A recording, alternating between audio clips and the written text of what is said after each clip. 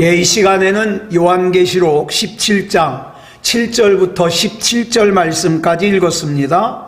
오늘은 요한계시록 42번째 시간으로 부제목은 큰 음녀가 받을 심판 두 번째 시간입니다. 우리는 지난 시간에 요한계시록 17장 1절 말씀에서 분명히 천사가 요한에게 이렇게 말했잖아요. 줄친 것만 보겠습니다. 시작. 많은 물 위에 앉은 큰 음녀가 받을 심판을 내게 보이리라. 자, 분명히 음녀가 받을 심판을 보여준다 그랬는데 정작 요한에게 보여주는 그림은 어떤 그림이에요?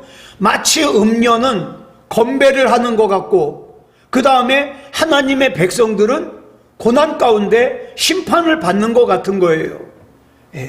그리고 세상은 그 어려움을 당하는 하나님의 백성을 오히려 조롱하는 것 같아요. 그래서 요한은 분명히 요한계시록 17장 1절에서 천사가 많은 물 위에 앉은 큰 음녀가 받을 심판을 보여준다 그랬는데 정작 보니까 정반대거든요. 그래서 본문 6절을 보니까 뭐라 그랬어요? 큰 음녀를 심판하는 내용이 맞나? 그래서 어떻게 해요? 크고 놀랍게 여겼다 그랬어요. 크고 놀랍게 여겼다. 자, 이런 요한의 마음을 천사가 알고 그 다음에 본문 7절을 보니까 이렇게 말을 합니다. 시작. 천사가 이르되 왜 놀랍게 여기느냐? 내가 여자와 그가 탄 7머리와 10뿔 가진 짐승의 비밀을 내게 이르리라. 여기 보니까 여자가 탄 짐승의 머리가 몇 개라 그랬죠? 7개라 그랬습니다. 자, 그 다음에 뭐라 그래요? 여자와 그 다음에 여자가 탄 짐승의 머리가 7인 것과 뿔이 10개인 것에 대한 비밀이 있는데 그 비밀을 내게 알려줄게, 그 뜻이죠. 우선 여기서 7이라는 숫자가 왜 나왔을까? 여러분, 로마 제국에 그 로마라는 도시의 원래 별명이 뭐냐? 7입니다. 그 시오노 나나미라는 일본 사람이 쓴 로마인 이야기라는 굉장히 유명한 책이 있어요. 근데 이 책에 보니까 로마라는 도시의 별명이 뭐냐? 7산의 도시예요. 여기서 7개의 산이라 그러니까 우리나라 산같이 크고 높은 산이 7개냐? 이렇게 상상하기 쉬운데 아니에요. 정확하게 말하면 7개의 언덕이에요. 아주 나지막해요. 거기서부터 로마가 시작됐다는 거예요. 그래, 이 로마라고 하는 도시의 지형을 보면 7개의 언덕 위에 세워진 도시거든요. 자, 그런데 이 로마 제국이 사도 요한 당시에 뭐라 그랬어요? 큰 바벨론이라 그랬어요. 큰 음녀의 도시라 그랬어요. 왜 그러냐? 이 로마 제국, 큰 바벨론, 큰 음녀, 이런 것들의 공통점이 뭐냐? 선봉에 서가지고 예수님을 믿는 사람들을 박해하고 그 다음에 많은 사람들로 하여금 예수님을 떠나게 하는 일을 하거든요. 그런데 이 산을 꼭 로마라고만 해석을 하면 안 되는 것이, 여러분, 구약 성경에서 산이라고 하는 은유가 많이 나와요. 비유가. 왜냐하면은 구약에서 산이 나올 때는 어떤 의미도 가지고 있느냐? 세력, 힘, 통치, 또는 문제거리, 또는 장애물, 악한 세력, 이런 걸 갖다가 산이라 그래요. 한 예를 들자면 스가랴 4장 7절을 보면 이렇게 말씀하고 있죠. 시작. 큰 산아, 내가 무엇이냐? 내가 스룹바벨 앞에서 평지가 되리라. 여기서 말하는 큰 산이 뭘까요? 큰 문제란 뜻이에요. 큰 문제. 자, 그런데 이런 산이, 이런 문제가 7이에요. 여러분, 성경에서 7이라는 숫자는 완전수라 그랬습니다. 그러니까 산이 7개예요. 문제가 7개예요. 이 7산은 로마만 뜻하는 것이 아니라 역사적으로 끊임없이 등장하는 하나님을 대적하고 하나님의 백성을 괴롭게 하는 악한 세력들을 총칭하여 뭐라 그럽니까? 일곱산이라고 그럴 수 있는 거예요. 큰 성 바벨론이라고 할 수 있는 거예요. 큰 음녀라고도 할 수 있는 거예요. 그런데 본문 10절에 보니까 일곱 왕이라고 그랬어요. 왕. 그러니까 이거는 뭡니까? 정치적으로 악한 세력을 말해요. 교회를 없애려고 그러고 예수 믿는 사람들을 억압하고 그 다음에 세상의 쾌락으로 예수님을 구주로 영접한 사람들조차도 넘어뜨리게 하려고 하는 그런 세력을 말해요. 자, 또 본문 7절에 나오는 열뿔도 마찬가지예요. 뿔은요, 성경에서 뭐를 뜻하냐? 힘을 뜻해요. 그래가지고 시편에서 다윗이 뭐라고 고백을 하냐? 내 뿔을 드시는 하나님. 그러니까 나로 하여금 낙심하지 않고 절망하지 않고 주저앉지 않고 나로 하여금 힘을 내서 내 뿔을 드신 하나님이라고 이렇게 표현을 하거든요. 자, 그런데 그 힘이라는 의미를 가진 뿔이 열이라 그래요. 열뿔. 그러면 뭐예요? 엄청나게 큰 힘이죠. 그러니까 사탄으로부터 큰 힘과 큰 능력을 받은 짐승의 세력은 역사 속에서 끊임없이 어떻게 해요? 엄청난 세력으로 등장을 해가지고 성도들을 핍박하고 성도들을 미혹하고 그 다음에 어떻게 해요? 넘어지게 하려고 그랬어요. 그걸 갖다가 지금 일곱 머리와 열 뿔 이렇게 표현을 하고 있는 거예요. 그 사탄 마귀는 지금도 저와 여러분을 넘어뜨리려고 그래요. 하나님이 아무것도 아닌 것으로 생각하게 만들고 신앙생활을 하찮게 생각하게 만들고 지금 마귀는 계속해서 그런 일을 하고 있는 거예요. 자, 그러면 본문 10절 말씀 먼저 살펴보고 그 다음에 본문 8절 보겠습니다. 시작. 또 일곱 왕이라 다섯은 망하였고 하나는 있고 다른 하나는 아직 이르지 아니하였으나 이르면 반드시 잠시 동안 머무르리라. 이건 도대체 무슨 말일까요? 일반적으로 이 말씀을 해석을 할 때 다섯은 망하였고를 뭐라고 해석을 하냐? 애굽, 바벨론, 아수르, 페르시아, 헬라 이 다섯을 말해요. 이 다섯의 공통점이 뭘까요? 이스라엘을 정복하고 괴롭혔던 나라들이에요. 그런데 이 다섯이 등장했다? 망했습니다. 그리고 또 하나는 뭐예요? 하나는 있고 지금 요한계시록이 쓰여지고 있던 당시는 어느 시대예요? 로마 제국 시대예요. 그러니까 로마가 하나는 있어요. 그 다음에 뭐라 그랬습니까?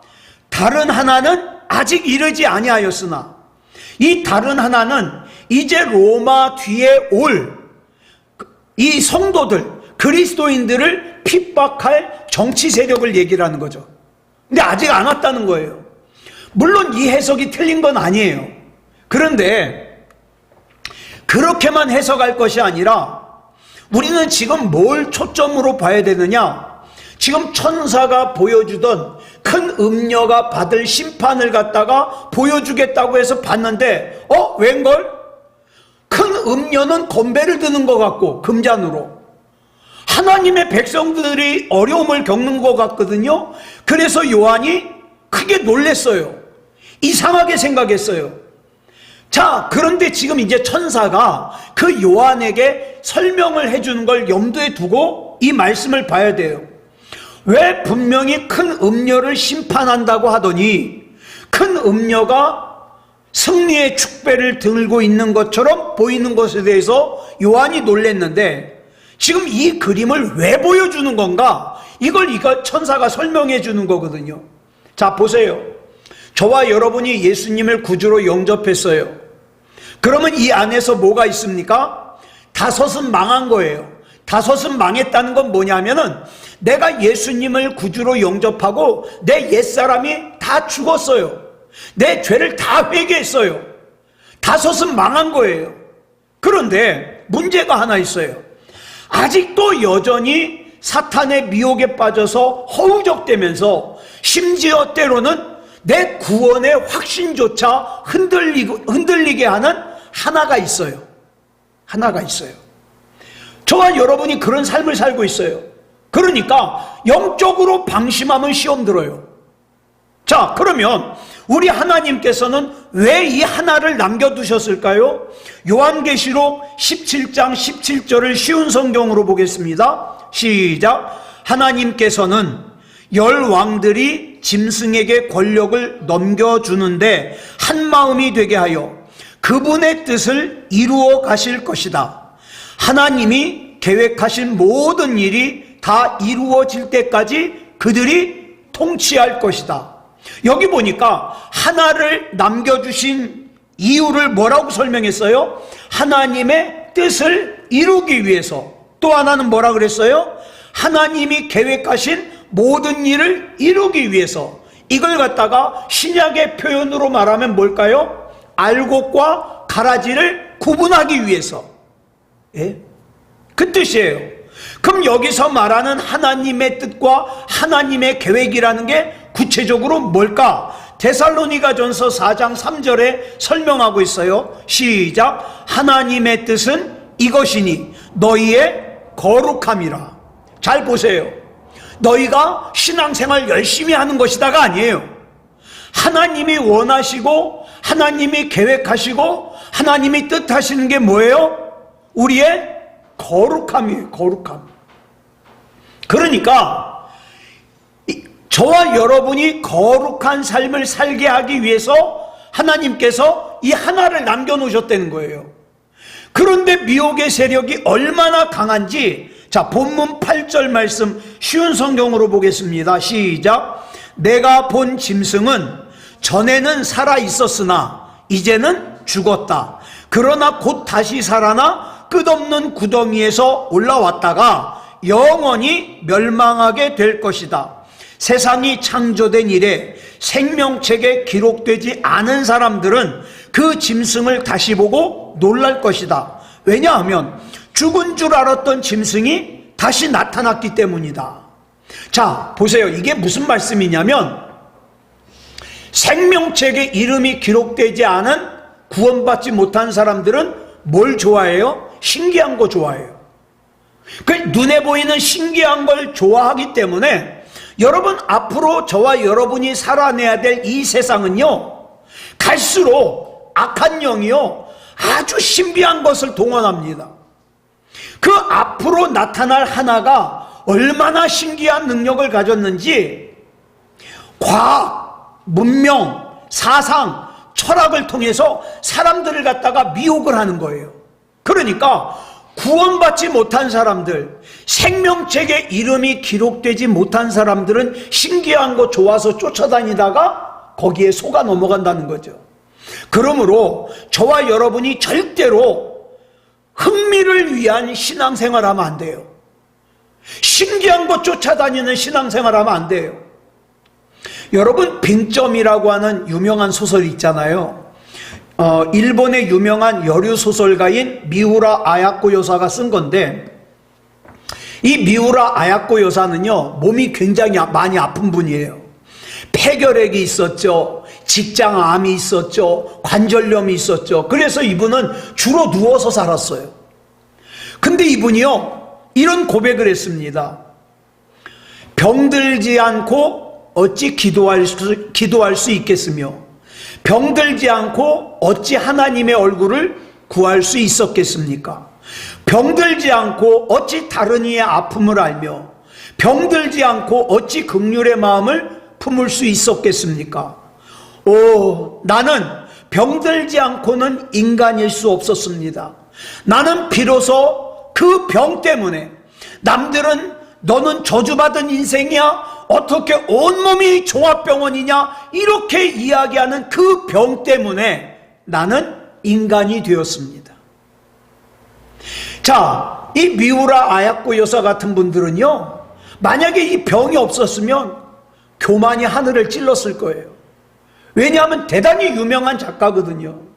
그러나 그 병 때문에 어떻게 했다고요? 하나님을 찾게 됐고, 병 때문에 약한 사람들을 돌아보게 됐고, 병 때문에 교만하지 않을 수 있었다, 이 말이죠. 자, 그런데 그 다음에 나오는 본문 11절 말씀이 좀 어려운 말씀이에요. 우리 같이 읽겠습니다. 시작. 전에 있었다가 지금 없어진 짐승은 8째 왕이니 7 중에 속한 자라. 그가 멸망으로 들어가리라. 여기 보니까 8째 왕이 등장을 하는데 이 8째 왕은 누구냐? 지금 음녀가 머리가 7이고 뿔이 10인 짐승을 타고 있는데 그 7 머리는 7 왕이라 그랬어요. 그래가지고 그 7 왕과 더불어 전부를 합해서 뭐라 그래요? 8 왕이라 그러는 거죠. 8째 왕. 그러나 그 7 머리, 즉 7 왕을 포함한 8째 왕인 짐승은 뭐라 그랬어요? 반드시 멸망할 것이라는 거예요. 이게 본문 11절의 말씀이에요. 자, 그러면 더 구체적으로 한번 볼까요? 본문 14절 보겠습니다. 시작. 그들이 어린 양과 더불어 싸우려니와 어린 양은 만주의 주시오 만왕의 왕이심으로 그들을 이기실 터이요. 또 그와 함께 있는 자들 곧 부르심을 받고 택하심을 받은 진실한 자들도 이기리로다. 여기 보면 짐승과 7머리 10뿔 즉 10왕들이 어린 양을 대적하여 싸웁니다. 모든 악한 것들이 연합해 가지고 어린 양과 싸워요. 자, 그러면 우리가 어떤 장면이 머릿속에 떠오릅니까? 요한계시록 16장에서 살펴봤던 아마겟돈 전쟁, 무깃도라는 곳에서 일어나는 아마겟돈 전쟁이 생각이 나죠. 세상의 모든 왕들이 무깃도 산에 모여가지고 하나님을 대적하여 전쟁을 일으키는 아마겟돈 전쟁을 본문 14절이 이렇게 한 구절로 요약하는 거예요. 여러분, 가면 갈수록 세상의 문화는 하나님을 대적합니다. 하나님을 싫어해요. 왜? 세상의 문화는 자꾸 어둠으로 가는데 어둠은 하나님을 싫어하거든요. 그래서 본문 14절에서 짐승과 7머리 10뿔 즉 이 10왕들과 대적하여 싸우는 어린 양을 뭐라고 표현했어요? 줄친 것만 시작. 어린 양은 만주의 주시오 만왕의 왕이심으로 그들을 이기실 터이요. 그 다음에 뭐라 그랬습니까? 시작. 또 그와 함께 있는 자들 곧 부르심을 받고 택하심을 받은 진실한 자들도 이기리로다. 이 사람이 누구예요? 하나님의 부르심을 받고 택하심을 받은 사람들이 누구예요? 저와 여러분이죠. 반드시 이깁니다. 네. 자, 본문 12절부터 14절까지 다시 보겠습니다. 시작. 내가 보던 10뿔은 10왕이니 아직 나라를 얻지 못하였으나 다만 짐승과 더불어 임금처럼 한동안 권세를 받으리라. 그들이 한 뜻을 가지고 자기의 능력과 권세를 짐승에게 주더라. 그들이 어린 양과 더불어 싸우려니와 어린 양은 만주의 주시오 만왕의 왕이심으로 그들을 이기실 터이요. 또 그와 함께 있는 자들 곧 부르심을 받고 택하심을 받은 진실한 자들도 이기리로다. 여기 보면 이 당시 요한계시록을 기록하고 있는 사도 요한은 어떤 상태였어요? 굉장히 연약한 상태였어요. 도대체 지금의 상황을 이길 수 있을까? 불안한 상태죠. 또 사도 요한 당시의 그리스도인들도 마찬가지예요. 그런데 그들뿐만 아니라 오고 오는 세대, 즉 저와 여러분도, 그 다음에 저와 여러분 다음에 그리스도인들도 그 그리스도인들에게 주시는 메시지가 뭡니까? 이거예요. 결국에는 어린 양이 이긴다. 결국에는 어린 양이 이긴다. 그렇기 때문에 저와 여러분은 눈에 보이는 거, 지금 당장 내 귀에 들리는 거, 지금 당장 내 손에 잡히는 것 때문에 두려워하거나 흔들리면 안 돼요. 나는 하나님 거야. 나는 하나님이 책임져. 이 눈에 아무 증거 아니 보여도 주님만을 믿으면서 따라갈 거니까 우리 주님이 나 책임지실 거야. 그렇게 믿음으로 가는 거죠. 여러분, 욕심이 이끌어가는 인생과 주님이 이끌어가는 인생은 다릅니다. 예? 세상이 이끌어가는 인생과 주님이 이끌어가는 인생은 다르다고요. 그래서 저와 여러분은 절대 염려하면 안 돼요. 근심하면 안 돼요. 좌절하면 안 돼요. 포기하면 안 돼요. 자, 본문 15절 보겠습니다. 시작. 또 천사가 내게 말하되 내가 본 바 음녀가 앉아있는 물은 백성과 무리와 열국과 방언들이니라. 여기 나오는 백성과 무리와 열국과 방언들은 이 당시 유대인들이 흔히 어떤 의미로 썼느냐? 온 세상을 뜻할 때 썼던 표현이에요. 그런데 그 온 세상에 음녀가 어떻게 있어요? 앉아 있어요.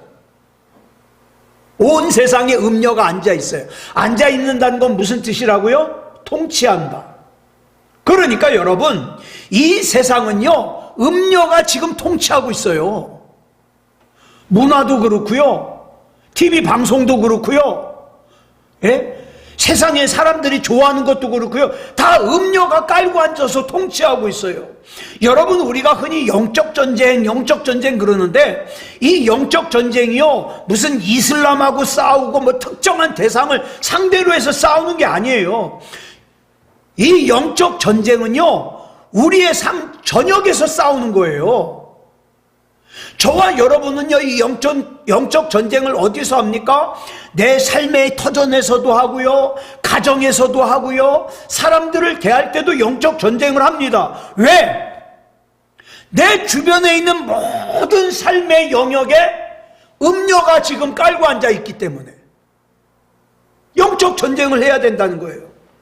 자, 그러니까 저와 여러분은 하나님과 관계없는 이 세상의 사상, 철학, 과학, 문명, 문화, 시대정신,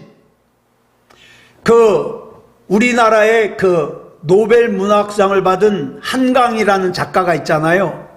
자, 우리나라 사람이 노벨 문학상 받았으니까 대단한 거예요. 인정해요. 그런데 그분이 쓴 작품을 읽어보면 이거는 음란해요. 이거는 보통 사람들의 생각을 벗어나요. 그러니까 세상에서 인정하는 문학과 하나님이 인정하는 문학은 다르다 이 말이에요. 다르다. 그러니까 우리는 어때요? 문학을 상대로도 영적 전쟁, 그 다음에 삶의 터전을 향해서도 영적 전쟁을 해야 돼요. 그래서 요한일서 2장 15절에 이렇게 경고하고 있는 거예요. 시작. 이 세상이나 세상에 있는 것들을 사랑하지 말라. 누구든지 세상을 사랑하면 아버지의 사랑이 그 안에 있지 아니하니. 또 로마서 12장 2절에 뭐라고 그랬습니까? 시작. 너희는 이 세대를 본받지 말고 오직 마음을 새롭게 함으로 변화를 받아 하나님의 선하시고 기뻐하시고 온전하신 뜻이 무엇인지 분별하도록 하라. 이 말씀은요, 여러분, 이단들이 주장하는 것처럼 야, 너희 직장 그만둬, 가족 버리고 떠나, 형제도 버리고 떠나, 이웃도 버리고 떠나, 그런 뜻이 아니에요. 그런 뜻이 아니라고요. 여러분, 저와 여러분은요, 내가 맡은 자리에서 최선을 다해서 일을 해야 됩니다. 최선을 다해서 섬기고, 최선을 다해서 성실하게 살고, 최선을 다해서 부지런하게 살아야 돼요. 그런데 이 말씀이 우리에게 주는 말씀이 뭐냐면, 이러한 것들을 하나님보다 더 사랑하지 말아라 이 말이에요.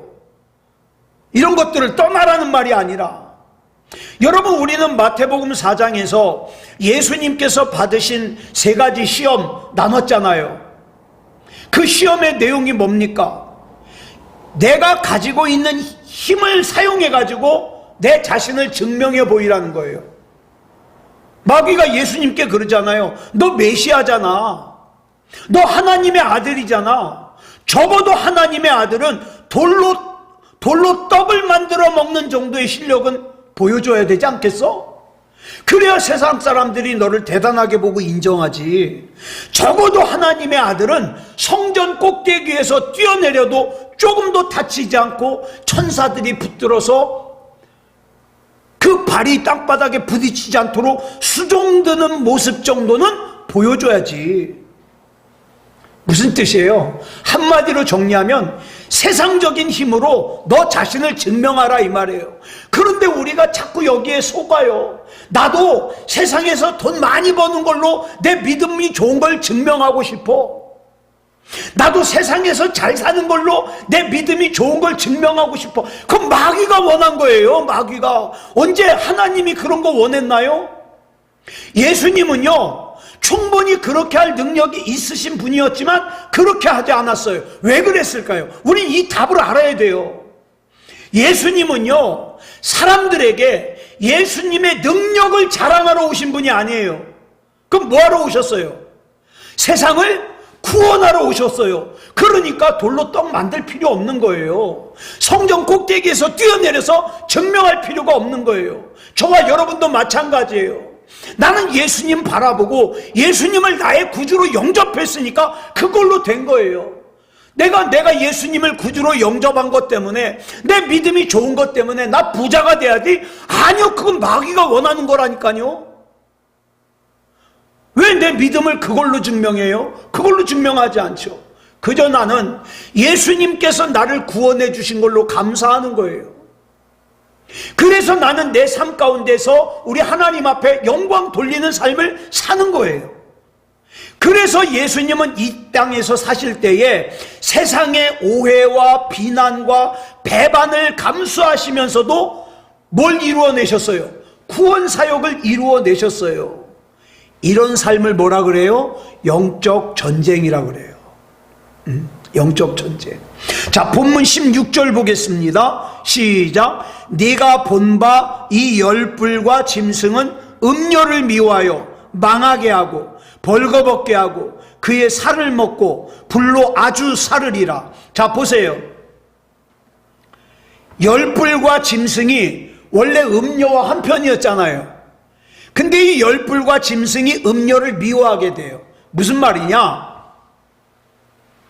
세상의 탐욕을 목적으로, 죄악을 목적으로 하나가 된 그 그룹은요 반드시 깨지게 돼 있어요. 자기가 이익을 좀 더 많이 가지려고. 여러분 세상의 정치권 보세요. 예? 자, 우리 집권하고 있는 국민의힘의 대통령이 윤석열 대통령이 되니까 그게 다 하나가 되든가요? 나중에 대통령이 되고 나니까 뭘로 갈라져요? 친윤과 비윤으로 갈라지잖아요. 민주당도 마찬가지예요. 이재명이라는 분이 당대표가 되니까 갈라지잖아요. 친명과 비명. 세상이 그래요. 어떻게 하면 나한테 이익이 될까? 이걸 가지고 갈라져요. 저마다 자기 이익과 자기의 생각을 주장하다 보면 갈라질 수밖에 없는 거예요. 그런데 그런 악한 생각이 교회에도 침투해 들어올 수가 있어요. 그래가지고 여러분 가끔 보면 어떻게 해요? 교회가 목사파 장로파가 막 갈라져가지고 서로 예배 못 드리게 하고 막 그러잖아요. 왜 그래요? 사탄 마귀한테 점령당해서 그래요. 사탄 마귀에게. 그러다 보니까 막 자기 이익에 따라서 막 목사파 장로파 갈라져가지고 막 서로 예배당에 못 들어가게 하고 막 그러는 거 아니에요. 그건 잘못된 거죠. 그러니까 지금 내 생각의 기초가 어디에 서 있는가? 우리 이거 잘 봐야 돼요. 자, 본문 17절 보겠습니다. 시작. 이는 하나님이 자기 뜻대로 할 마음을 그들에게 주사 한 뜻을 이루게 하시고 그들의 나라를 그 짐승에게 주게 하시되 하나님의 말씀이 응하기까지 하심이라. 여기서 우리는 다시 한번 구원의 세 가지 시제를 다시 복습할 필요가 있어요. 여러분, 구원은요 과거, 현재, 미래에 다 해당돼요. 예를 들어서 저와 여러분은 예수님을 구주로 영접하고 이미 구원 받았습니다. 그죠? 완성된 거예요. 과거예요. 그렇지만 지금 현재 어때요? 나는 구원 받았으니까 다 끝났어. 아무렇게나 살아도 돼. 그거 맞아요? 아니요. 두렵고 떨림으로 어떻게 해요? 지금 현재도 나는 구원을 완성시켜 가고 있어요. 내 마음과 생각에 악한 영이 틈타지 못하도록 완성시켜 가고 있어요. 여기서 구원을 완성시켜 간다는 것은 하나님의 자녀답게 성숙해 간다는 거예요. 생각도 마음도. 그런데 그 과정에서 우리가 하나님의 자녀답게 성숙해져 가는 걸 갖다가 방해하는 악한 마귀의 공격이 반드시 있습니다. 반드시. 그런데 이 마귀의 공격을 성숙 또는 증거라는 뜻의 헬라어가 도키메인데, 도키메를 사용했어요. 마귀의 공격을. 무슨 뜻이냐면 이 마귀의 공격이 우리가 겪어도 되고 안 겪어도 되는 게 아니라 성도된 자들은 성숙하게 양육되기 위해서 반드시 통과해야 되는 성도된 증거라는 거예요. 그래서 하나님이 허락하셨다는 거예요. 응하기까지. 우리가 생각하는 구원이 뭐예요? 죄와 사망으로부터 해방되는 겁니다. 예를 하나 들어볼게요. 어떤 북한 사람이 탈북을 했어요. 그래가지고 넘어왔어요. 자, 넘어왔으니까 북한의 억압으로부터는 해방된 거잖아요. 그럼 다 끝났나요? 아니요. 넘어왔으면 이 남쪽에서 적응하는 삶을 배워야 돼요. 카드 사용하는 법도 배워야 되고, 음식 사 먹으러 갔을 때 키오스크 사용하는 법도 배워야 되고, 그 다음에 북한과 남한의 다른 법도 배워야 되고, 생활 방식도 배워야 되고. 그죠? 예수님께서 저와 여러분을 죄와 사망에서 건져내시기 위해서 십자가를 지셨어요. 만약에 이걸로 끝이라면 성령께서 하실 일이 없어요. 그런데 성령께서는 어떡합니까? 지금도 저와 여러분이 그리스도인답게 살게 하기 위해서, 구원받은 사람답게 살게 하기 위해서 우리를 인도하고 계셔요. 그러니까 저와 여러분의 구원 사역은 지금도 계속되고 있는 거죠. 그래서 헤르만 바빙크라는 목사님이 있는데 이런 얘기를 했어요. 만일 하나님께서 이번 토요일에 성령님을 하늘로 다 소환했어요. 하늘로 오라고. 그러면 성령님이 다 소환된 그 다음날 주일 예배에 어떤 일이 일어날까? 만약에 그 교회에, 그 성도에 아무 일도 일어나지 않아. 성령이 소환된 사실조차도 몰라. 아무 변화가 없어. 그러면 신앙생활 잘못한 거라는 거예요. 예? 변화가 있어야 돼요. 변화가 없다는 건 뭐예요? 하나님과 상관없이, 성령님과 상관없이 그냥 내 필요한 거나 달라고 기도하고 자기들끼리 좋다고 그러는 거지. 하나님과 상관이 없다는 거거든요.